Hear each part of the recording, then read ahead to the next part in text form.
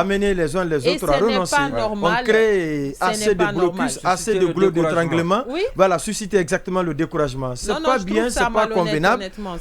Il revient au ministère de tutelle d'essayer de comprendre. Les affaires sociales, non? Oui, les affaires étrangères aussi. Les affaires étrangères, les affaires sociales. Non, des affaires étrangères. Affaires étrangères. Ça doit être. Et la défense aussi, parce que ce sont des anciens combattants. Docteur Maurice Sagna, si vous permettez, on va progresser puisqu'on a beaucoup de sujets. Habib Marouane. D'ailleurs, je commence par vous pour ce premier sujet qui n'est pas inscrit à l'ordre du jour, mais qui attire l'attention puisqu'il a créé un tollé sur les réseaux sociaux. C'est bien ce sujet lié à l'éclairage public. On a vu sur l'autoroute Fidel Castro où on a tiré les câbles en haut des poteaux au lieu de faire des tranchées. Et on dit que c'est pour les travaux d'urgence, on veut aller vite. Ça fait on déshabille Saint-Paul pour habiller Saint-Pierre. Comment vous trouvez cela et comment vous avez vu l'inquiétude et même la frustration des citoyens de la capitale face à ce travail vraiment qui est loin d'être appréciable? D'abord, il faut partir de deux constats.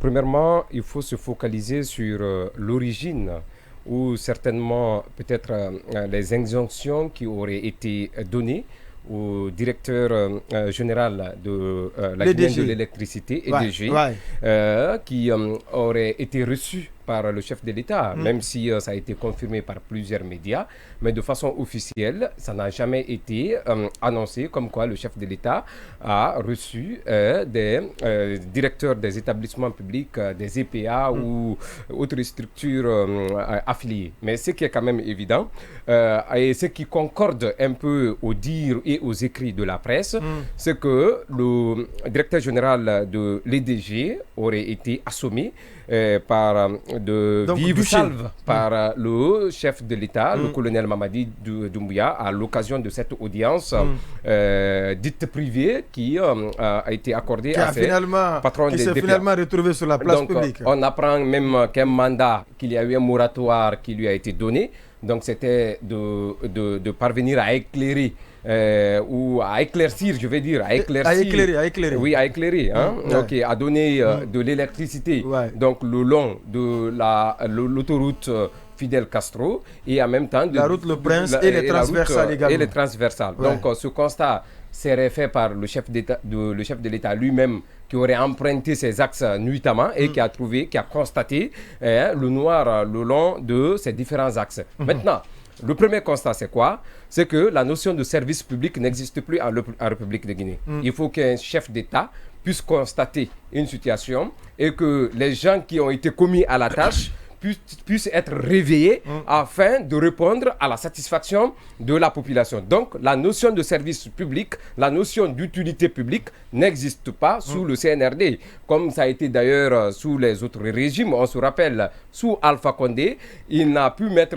le fer derrière ses nommés et autres que quand il constatait certaines défaillances. Et aujourd'hui, c'est le même constat qui existe, même si le colonel donne quand même la latitude à toutes ces personnes qui ont bénéficié de son décret, de sa confiance, pour agir pleinement et en toute confiance au bénéfice des populations. Donc, cette question aujourd'hui, avec ce constat qui est fait, on peut dire que la notion de service public n'existe pas.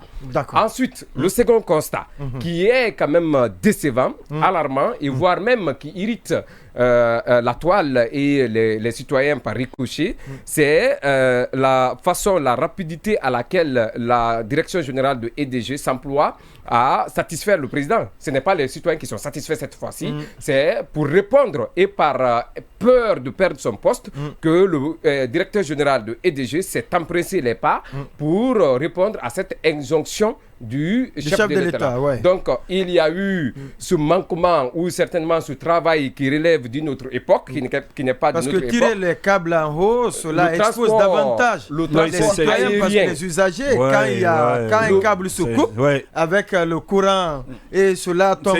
C'est une grosse insécurité. En pleine chaussée. c'est quand même, je ne sais pas quels sont les ingénieurs qui ont surtout en ces moments de pluie. Sur ce contrat, c'est quand même extraordinaire. Le transport aérien d'un fil ou d'un câble électrique comporte deux risques. D'abord, le premier, il est démodé. Dans aucun pays normal, moderne, on ne peut constater cela.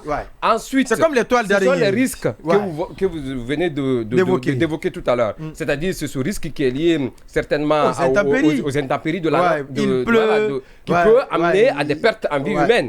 Donc je pense que dans l'un ou l'autre, même si le directeur général a voulu contenter un président qui a constaté quelque chose qui existe aujourd'hui dans le quotidien des Guinéens, c'est que ce directeur ne mérite plus la confiance du chef de l'État. Et aujourd'hui, le président lui-même devrait comprendre que les gens qu'il a nommés, quasiment, ce sont des gens qui ont beaucoup plus peur de ces constats que de satisfaire les besoins de la population. Donc, ce que je veux dire, il n'y a pas eu de changement. Et d'ailleurs, ce constat nous fait regretter davantage Alpha Condé. On peut tout dire de Alpha, mais quand il était là, on avait quand même... Habib, Marwan, Camara... Voilà, mais c'est vrai, parce qu'on apprend d'ailleurs que c'est un projet...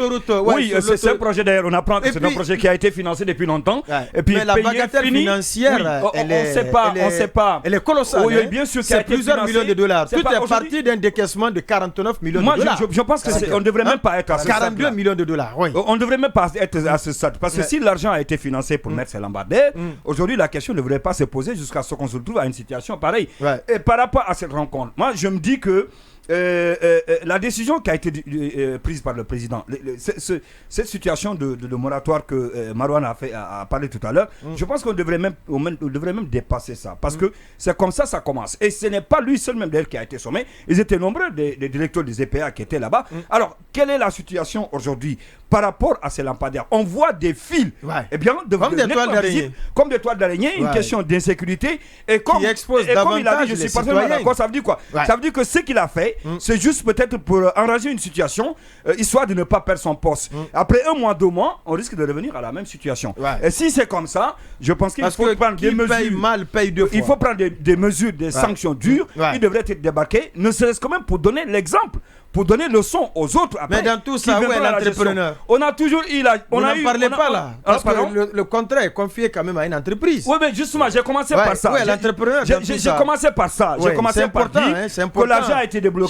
Pourtant, c'est un chantier qui a été financé. On a vu des tranchées, on les a refermés. Oui, tout ceci devrait être appelé. Pour aller vers la facilité. Le président de la transition même devait commencer par ce dernier pour nous donner des explications. Où l'argent est passé. Aujourd'hui, on ne devrait même pas être en mesure de parler des câbles. Pourquoi on est arrivé à cette situation-là? L'argent là, comment est-ce que ça a été géré?